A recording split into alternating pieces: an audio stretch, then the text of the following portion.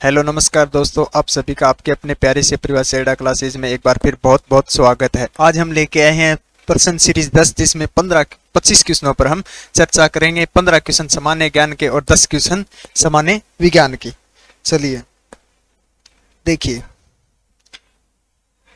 आज का पहला क्वेश्चन है, देश बंधु की उपाधि संबंधित है। देखिए, देश बंधु की जो उपाधि है वो किस व्यक्ति को दी गई या देश बंधु के नाम से किस व्यक्ति को जाना जाता था। देश बंधु जो है वो चित्तरंजन दास को जाना जाता था। किसको? चित्तरंजन दास को जाना जाता था। चित्तरंजन दास जो थे यह एक राजनीतिक नेता भी थे, और यह एक कवि भी थे, यह एक वकील भी थे, और यह एक पत्रकार भी थे। अब देखिए, चित्तरंजन दास को देश बंधु क्यों कहा गया? क्योंकि इनकी जितनी भी संपत्ति थी, इनके पास जितनी भी प्रॉपर्टी थी, वो सारी इन्होंने मेडिकल कॉलेज व महिला अस्पताल के नाम कर दी थी। इसलिए जनता द्वारा जनता ने इसे देश बंधु के उपाधि दी, देश बंधु के नाम से जाना गया था।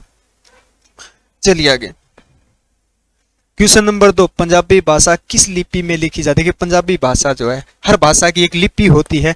जैसे ही पंजाबी भाषा की जो लिपि है वो गुरमुखी लिपि है। पंजाबी भाषा की गुरमुखी लिपि है। और एक बात यह ध्यान रखिए, देवनागरी जो लिपि है वो हिंदी भाषा की है। किसकी है? देवनागरी जो है वो हिंदी भाषा की लिपि है। और एक क्वेश्चन और पूछा जाता है लिपि से रिलेटेड कि सबसे प्राचीनतम लिपि है। सबसे प्राचीनतम जो लिपि है वो ब्राह्मी लिपि है। कौन सी? ब्राह्मी लिपि सबसे प्राचीन लिपि है। और सबसे प्राचीनतम भाषा, सबसे प्राचीनतम जो भाषा है, सबसे प्राचीन या सबसे पुरानी जो भाषा है वो संस्कृत भाषा है। तो ये ध्यान रखिए, देवनागरी है वो हिंदी भाषा की लिपि है, और गुरमुखी जो है वो पंजाबी भाषा की लिपि है, और सबसे प्राचीन जो लिपि है वो ब्राह्मी लिपि है, और सबसे पुरानी भाषा, प्राचीन भाषा है वो संस्कृत भाषा है। चलिए क्वेश्चन नंबर 3, भारत में मनी ऑर्डर प्रणाली का प्रारंभ कब हुआ? देखिए, भारत में मनी ऑर्डर जो है उसका प्रारंभ, उस प्रणाली का जो प्रारंभ हुआ वो कब हुआ? तो वो 1980 में हुआ था। कब हुआ था? 1880 में। कब हुआ था? 1880 में हुआ। और दूसरा, भारत में डाक टिकट का प्रारंभ कब हुआ? भारत में डाक टिकट का प्रारंभ कब हुआ? तो डाक टिकट का जो प्रारंभ है वो 1954 में हुआ। और डाकघर का जो प्रारंभ हुआ था वो भी 1924 में हुआ था। भारतीय डाकघर का प्रारंभ, जो स्थापना है वो 1854, और भारतीय डाक टिकट का जो प्रारंभ हुआ था, शुरुआत जो हुई थी वो भी 1854। एक क्वेश्चन और पूछा जाता है, भारतीय डाक टिकट किसके नाम पर जारी हुआ? भारत का पहला डाक टिकट किसके नाम पे जारी हुआ? तो हुआ था महारानी विक्टोरिया के नाम से। भारत का पहला डाक टिकट जो है वो 1954 में महारानी विक्टोरिया के नाम पर जारी हुआ था। तो ये भी ध्यान रखिए, 1954 में होता डाक प्रणाली और डाक टिकट और डाकघर की स्थापना। ठीक है। और मनी ऑर्डर प्रणाली जो थी वो 1880 में हुई थी। चलिए आगे, क्वेश्चन नंबर 3, निम्न में से शास्त्रीय नृत्य नहीं है। देखिए, निम्न में से शास्त्रीय नृत्य नहीं है। मोहिनी अट्टम जो है यह एक शास्त्रीय नृत्य है, और यह केरल राज्य का है। किसका? केरल राज्य का है। दूसरा है कुचिपुड़ी, यह भी एक शास्त्रीय नृत्य है, और यह आंध्र प्रदेश का है। आंध्र प्रदेश का। दूसरा गरबा देखिए, गरबा जो है वो शास्त्रीय नृत्य नहीं है, लोक नृत्य है। क्या है? लोक नृत्य है। शास्त्रीय नृत्य नहीं, गरबा है, लोक नृत्य है, और यह गुजरात का है, गुजरात राज्य का है। उड़ीसा जो है ये एक शास्त्रीय नृत्य है, उड़ीसा राज्य का है। अब देखिए, शास्त्रीय जो नृत्य होता है और लोक नृत्य, शास्त्रीय नृत्य जो होता है वो नियमों को, और एक कठिन होता है, नियमों को पालना, शास्त्र का पालना करते हुए किया जाता है। और लोक नृत्य जो होता है एक मनोरंजन के तौर पर होता है, इसमें किसी भी शास्त्र का ध्यान नहीं रखा जाता। तो यह ध्यान रखें, लोक नृत्य जो है गरबा है कि लोक नृत्य है। चलिए आगे, क्वेश्चन नंबर 5, उज्जैन का प्राचीन काल में क्या नाम था? देखिए, उज्जैन को प्राचीन काल में किस नाम से जाना जाता था? तो उज्जैन को प्राचीन नाम जो है वो अवंतिका के नाम से जाना जाता था। किस नाम से? अवंतिका के नाम से जाना जाता। और उज्जैन जो है ये मध्य प्रदेश में स्थित है। कहाँ स्थित है? मध्य प्रदेश, एमपी में स्थित है। दूसरा, यहाँ से क्वेश्चन पूछा जाता है कि उज्जैन किस महाराजा की राजधानी थी? तो उज्जैन जो थी वो महाराजा विक्रमादित्य की राजधानी थी। किसकी? महाराजा विक्रमादित्य की राजधानी थी। तीसरा क्वेश्चन जो पूछा जाता है, उज्जैन, आप सबको पता है उज्जैन में कुंभ का मेला बढ़ता है 12 वर्ष बाद। तो उज्जैन किस नदी के किनारे? तो उज्जैन जो है वो छिप्रा नदी के किनारे, किसके? छिप्रा नदी के किनारे स्थित है और मध्य प्रदेश में स्थित है। और इसका प्राचीन जो नाम था वो अवंतिका था। और उज्जैन जो है किसकी राजधानी थी? तो वो थी महाराजा विक्रमादित्य की। चलिए आगे, क्वेश्चन नंबर 6, बौद्ध धर्म के प्रचार के लिए अशोक ने किस श्रीलंका भेजा? देखिए बौद्ध धर्म के प्रचार के लिए अशोक ने, देखिए अशोक ने कलिंग का युद्ध किया था 261 ईसा पूर्व में, 261 ईसा पूर्व में। उसके बाद इन्होंने बौद्ध धर्म को अपनाया था, बौद्ध धर्म का प्रचार प्रसार किया था। और उसके बाद अशोक ने प्रचार प्रसार के लिए श्रीलंका जो है वो अपनी पुत्र महेंद्र और पुत्री संघमित्रा को भेजा था। किसको भेजा था? महेंद्र जो था इनका पुत्र था और संघमित्रा जो थी इनकी पुत्री थी। चलिए आगे, क्वेश्चन नंबर 7, सिंधु घाटी सभ्यता का पतन नगर था। सिंधु घाटी सभ्यता का जो पतन नगर जो था वो था लोथल। और लोथल कहाँ स्थित है? तो यह है गुजरात में, गुजरात में है। और लोथल एक व्यापारिक क्षेत्र था, व्यापारिक स्थल था। यहाँ पे हीरा मोतियों जेवरात का व्यापार होता था और अफ्रीका तक होता था। चलिए आगे, क्वेश्चन नंबर 8, यंग इटली नामक संगठन किसने बनाया? देखिए यंग इटली नामक संगठन जो है वो किसके द्वारा बनाया गया? तो यंग इटली संगठन जो है वो मेजिनी द्वारा बनाया गया था। किसके द्वारा? मेजिनी द्वारा 1813 में। कब बनाया गया था? सॉरी 1816 में बनाया गया था। अगला, निम्न में से कौन सी नदी भरस घाटी से होकर गुजरती है? देखिए भरस घाटी से होकर दो नदियां गुजरती है। पहली नदी जो है वो ताप्ती और दूसरी है नर्मदा। ताप्ती और नर्मदा नदी जो है वो भरस घाटी से होकर निकलती है। दूसरा क्वेश्चन ताप्ती और नर्मदा नदी से पूछा जाता है, प्रायद्वीपीय भारत की दो एकमात्र ऐसी नदी है जो पश्चिम की ओर बहती।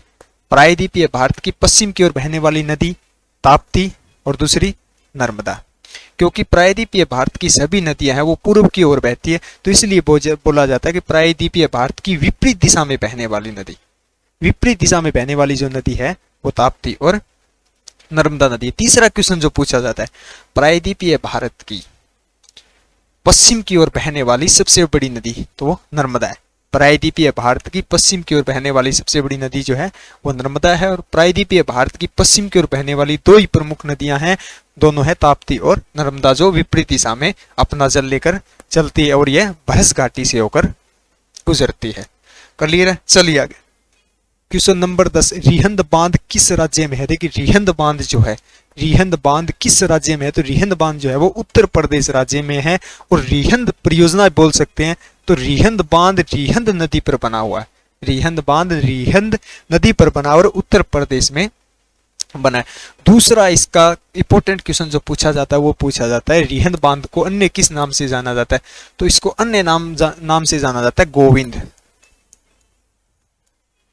गोविंद बल्लभ पंत सागर के नाम से।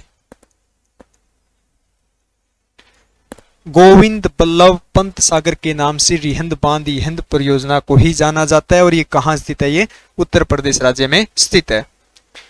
चलिए अगला, क्वेश्चन नंबर 11, स्वराज हमारा जन्मसिद्ध अधिकार है, यह कथन किसने देखा? देखिए पेपर में सिर्फ इतना ही मिलता है, ये वाक्य पूरा नहीं है। स्वराज हमारा जन्मसिद्ध अधिकार है और इसे मैं लेकर रहूंगा। पूरा कथन तो ये, लेकिन शॉर्ट में इतना ही लिखा जाता है, स्वराज हमारा जन्मसिद्ध अधिकार है। तो ये किसने कहा था? ये बाल गंगाधर तिलक ने कहा था। किसने कहा था? बाल गंगाधर तिलक ने कहा था। चलिए आगे, क्वेश्चन नंबर 12, चोरी चोरा कांड की घटना घटित। चोरा चोरी कांड जो है उसकी घटना कब घटित हुई? तो 1922 को हुई थी। अगर तिथि की बात करें तो 5 फरवरी 1922 को ही। मुख्य बात यहां से यह ध्यान रखिए, चोरी चोरा कांड जो है वो कब हुआ? तो वो असहयोग आंदोलन के समय हुआ था। कब हुआ था? असहयोग आंदोलन के समय हुआ था। और ये कहां हुआ था? ये गोरखपुर में हुआ था।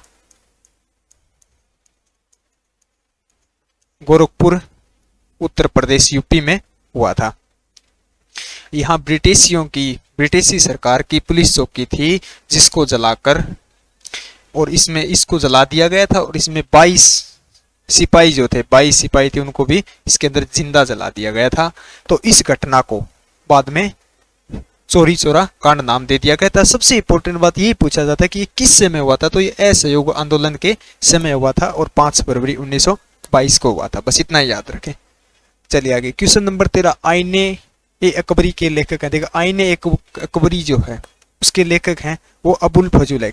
कौन है? अबुल फजल है। और आईने अकबरी जो है वो अकबर के शासनकाल, अकबर के दरबार की प्रशंसा को दर्शाया गया इसमें। और 3 पार्ट थे इसके, 3 पार्ट थे, वो नहीं पूछे जाते हैं। तो एक पार्ट जो था वो आईने अकबरी था और इसका लेखक जो था वो अबुल फजल था। और अबुल फजल जो था वो अकबर के नवरत्नों में से एक था।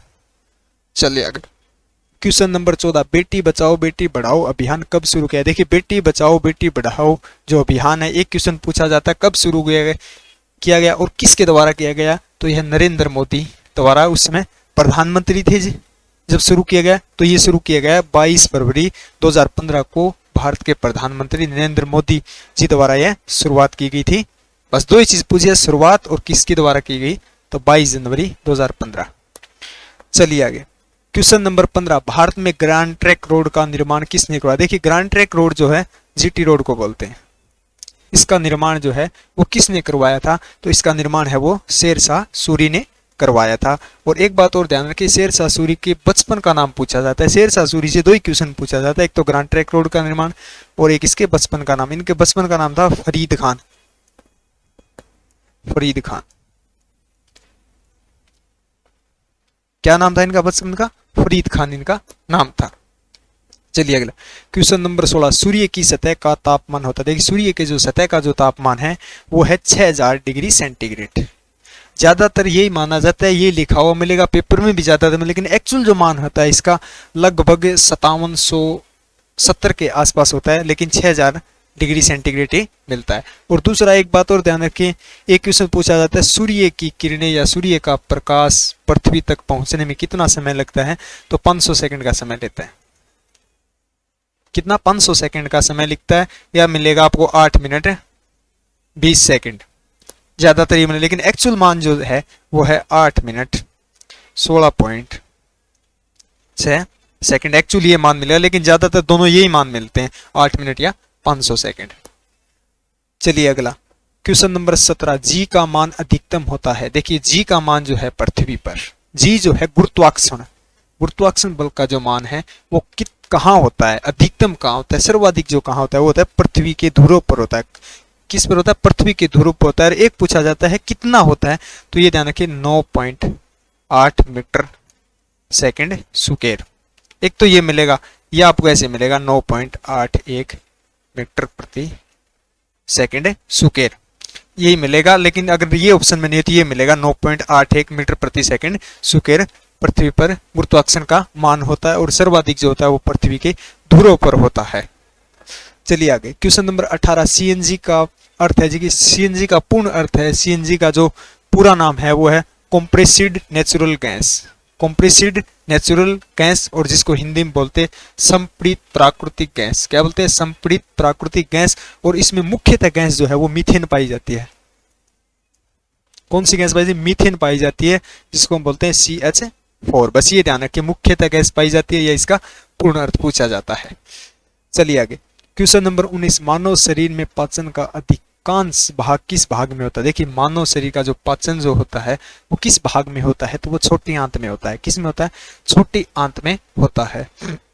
और पानी का जो अवशोषण होता है, जो पाचन होता है, वो बड़ी आंत में होता है। अवशोषण बोल सकते हैं, पाचन बोल सकते हैं। और एक पूछा जाता है लंबाई, तो छोटी आंत की जो लंबाई है वो 7 मीटर होती है। कितनी होती है? 7 मीटर होती है। इसकी लंबाई ज्यादा होती है, मोटाई कम होती है। और बड़ी आंत की जो लंबाई होती है वो 1.5 मीटर और इसकी मोटाई ज्यादा होती है। देखिए नाम बड़ा, लंबाई छोटी, वो क्यों है? क्योंकि इसकी मोटाई ज्यादा होने की वजह से इसको बड़ी आंत कहा गया है। और छोटी आंत जो है उसकी 7 मीटर लंबाई इसकी, या तो लंबाई पूछी जाती है और दूसरा ये क्वेश्चन पूछा जाता है। क्लियर है? चलिए आगे, क्वेश्चन नंबर 20, एक्स किरणों की खोज किसने की थी? देखिए एक्स किरणें की जो खोज है वो किसके द्वारा की गई? एक्स किरणें की खोज जो है वो डब्ल्यू रोंटगन द्वारा की गई थी। शॉर्ट में इतना ही मिलेगा आपको, रोंटगन। तो डब्ल्यू रोंटगन द्वारा इसकी की गई। और ये विद्युत चुंबकीय तरंग है। बस विद्युत एक्स किरणें जो है विद्युत चुंबकीय किरणें हैं और इसका प्रयोग जो है वो रेडियोग्राफी और चिकित्सा में किया जाता है। चलिए आगे क्वेश्चन नंबर 21, पेंसिल की लेड किसकी बनी होती है? पेंसिल की जो लेड होती है वो किसकी बनी होती है? तो वो ग्रेफाइट की बनी होती है। किसकी बनी होती है? ग्रेफाइट की बनी होती है। और ग्रेफाइट और हीरा जो है वो कार्बन का अपर रूप है, ये भी ध्यान रखें। हीरा और ग्रेफाइट कार्बन का अपर रूप है। और तीसरा क्वेश्चन जो है वो ये ध्यान रखें, ग्रेफाइट जो है वो ऊष्मा और विद्युत का सुचालक होता है। ऊष्मा और विद्युत का सुचालक होता है। चलिए आगे क्वेश्चन नंबर 22, वर्षा के पानी की बूंद गोल होती है। देखिए वर्षा जब होती है, बरसात का जो पानी होता है उसकी बूंद जो है वो गोलाकार होती है। वो होती है पृष्ठ तनाव के कारण। पृष्ठ तनाव के कारण। किसके? पृष्ठ तनाव के कारण। क्वेश्चन नंबर 23, हीलियम की परमाणु संख्या कहते हैं। हीलियम की जो परमाणु संख्या है 3 पूछी जाती है। एक हीलियम की पूछी जाती है, एक नाइट्रोजन की पूछी जाती है और तीसरी पूछी जाती है वो ऑक्सीजन की पूछी जाती है। तो हीलियम की परमाणु संख्या 2 होती है। हीलियम की परमाणु संख्या 2 होती है और ऑक्सीजन की परमाणु संख्या 8 होती है और नाइट्रोजन की परमाणु संख्या 7 होती है। तो तीनों की ध्यान रखें। चलिए आगे क्वेश्चन नंबर 24, किस ग्रह को संध्या तारा के नाम से जाना जाता है? संध्या तारा जो है वो किस ग्रह को कहा जाता है? तो वो शुक्र ग्रह को कहा जाता है। और शुक्र ग्रह की 2 बातें और ध्यान रखिए, भोर का तारा जो है वो भी शुक्र ग्रह को कहा जाता है, सांझ का तारा भी शुक्र ग्रह को कहा जाता है और पृथ्वी की बहन जो है वो भी शुक्र ग्रह को ही कहा जाता है। चलिए आगे आज का अंतिम क्वेश्चन, ब्राइट्स तय कर लें। ब्राइट्स रोग किस अंग को प्रभावित करता है? ब्राइट्स रोग जो है वो किस अंग को प्रभावित करता है? तो वो गुर्दों को प्रभावित करता है, यानी किडनी। गुर्दों को इंग्लिश में किडनी बोलते हैं। तो कैसी लगी आज की क्लास? उम्मीद करते हैं अच्छी लगी होगी। मिलते हैं अगली वीडियो में एक ओरिजिनल पेपर के साथ। तब तक हमारे साथ बने रहें। आज के सेक्शन को यहीं समाप्त करते हैं। जय हिंद, जय भारत।